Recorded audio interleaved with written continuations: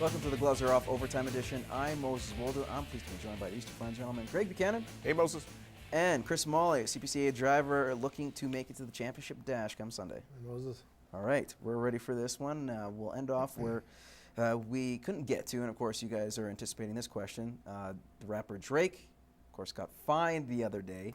Why? Well, it's because of tampering, according to the NBA. Now, NBA rules state that you can't necessarily go after a player if you're still under contract by a team.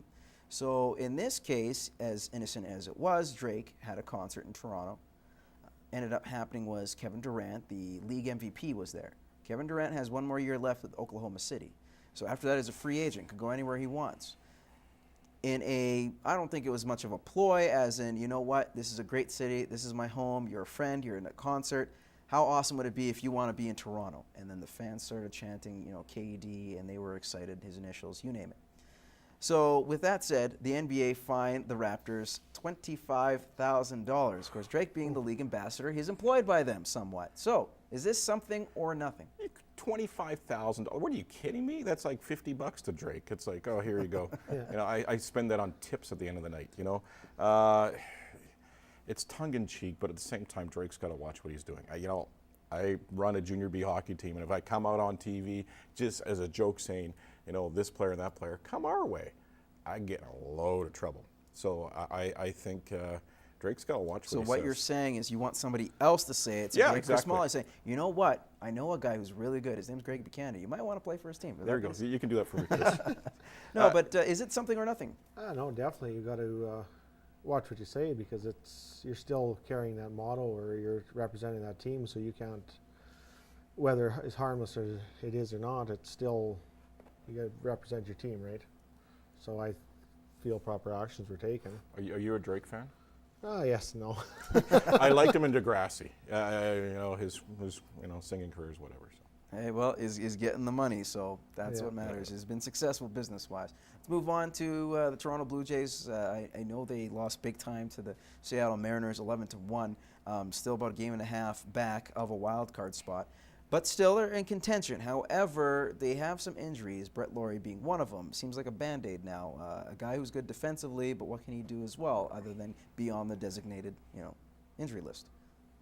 Let's be honest. Would you trade him in this case? If you were in the non-waiver trade deadline, even if you had to give him up, say next season, off season, whatever, would you give up Brett Lawrie if you could bring in a legitimate starter? More like Laurie Partridge, but I'm not a big Brett Lawrie fan. I never have been.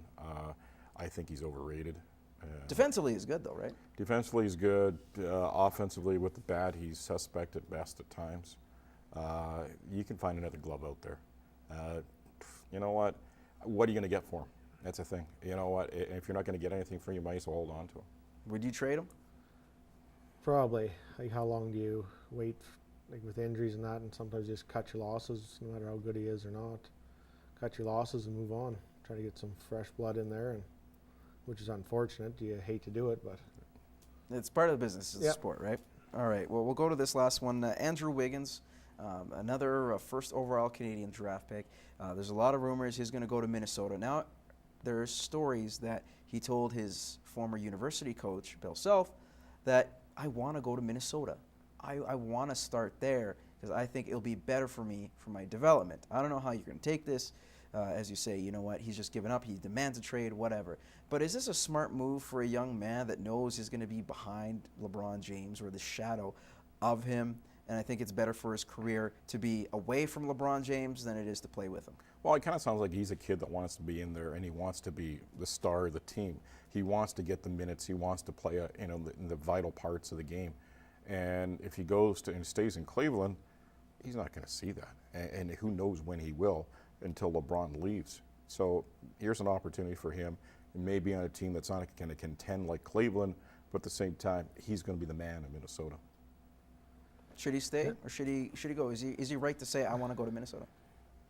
I don't know. That's a tough one. I would almost think he should stay, being that he could get shadowed by him and get a few more years under his belt and then move forward. But I don't know. That's a tough one. Yeah, you could learn from the best. Yeah. And I think that you might say that. It's not like granted you only have one ball, but you know what?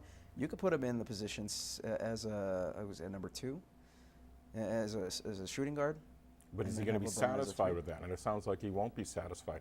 So if he sits in Cleveland and he's sitting there for a year, 2 years, and he's not getting the minutes and he's not getting the ball, you know, how is that going to help in his development? It won't.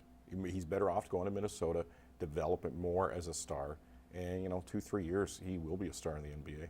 All right. Well, thanks a lot, guys. Definite stars in my eyes. Greg, as always. Thanks, Moses. And you, Mr. Molle, Kris Molle. Good golly. Well, we got it all right. But thanks for coming on. Good luck to you in the weekend. And thank you for joining us on the overtime edition of Gloves. Tune in every Tuesday night, 7:30 on CITL to make sure you watch The Real Deal. And for the questions we didn't get to, you can hop on back to our Facebook page. In the meantime, we will see you in 7 days.